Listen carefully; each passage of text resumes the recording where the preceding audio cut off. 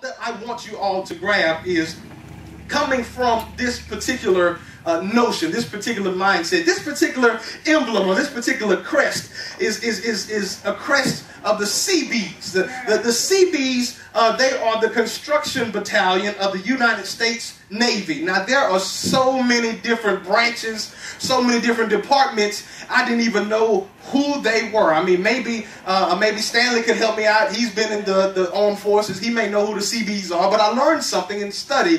The Seabees, they have a history of building bases, bulldozing and paving thousands of miles of roadway and airstrips, and accomplishing myriads of other construction projects in a wide variety of military theaters dating back to World War II. We even have a battalion of Seabees that are in Afghanistan right now. Now, many of you may be saying, Pastor, what is all this about? The reason why I pulled on this is because of their motto. All right. Their motto says, we build and we fight. That's something that everybody knows, but they have a few unofficial mottos, and the unofficial motto that I want to pull on today is, they have two that are unofficial that I want to pull on. The first one is can do. Somebody say can do. Can do. See, you have to have this to become your motto even before we get into the text today. You have to have a can do spirit that no matter what you're going up against, you know that you can do. See, some of us, we wake up in the morning listing what we can't do. Oh, I'm busy today. I can't go to the grocery store. I can't get my hair done. I can't wash the clothes. But nobody ever wakes up realizing what can be done. And what happens in life is that we live out of the can't do, and we begin to experience things that we can't have.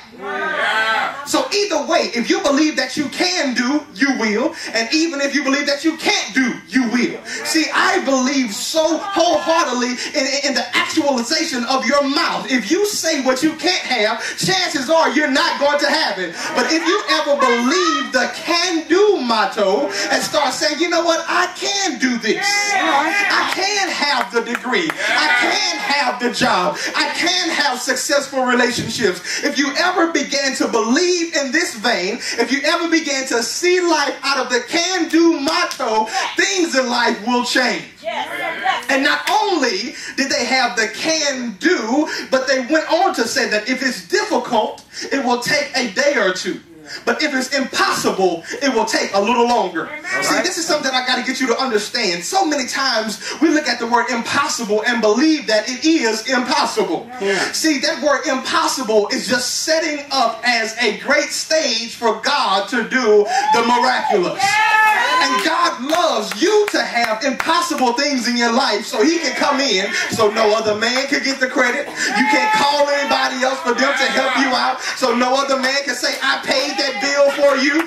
God is looking for some impossible things in your life so he can prove to you, just as he did with Mary, nothing with God is impossible. I need you to open your mouth and say that. I need you to say, nothing with God is impossible.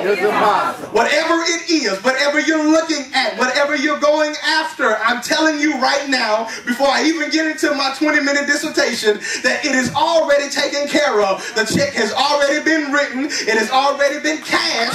The deposit has already been made, and your heavenly account is brimming, is bubbling over. But the thing that you have to do is you got to go to the bank. You have to fill out the withdrawal slip, and you got to stand there in line until it's your turn. See, that's the reason some of us, we get antsy when we go. But if I know that, Stanley, I'm writing a withdrawal slip for $1 million, I'll stay there all night if I have to. Because I know sooner or later the teller behind the desk is going to get to me. And when she gets to me, my daddy, God, has told me whatever you need, I already got it. You may have to stand in line a little bit longer than other people, because what happens is, even at the grocery store, when we see one line moving faster than the other one, Sister Bronson, we want to move over there. As soon as we get over there, they turn the light off because they was closing. Some of you need to sit down somewhere. Be patient and wait on the Lord, because after you wait on the Lord, it is then that you will mount up with wings as an eagle.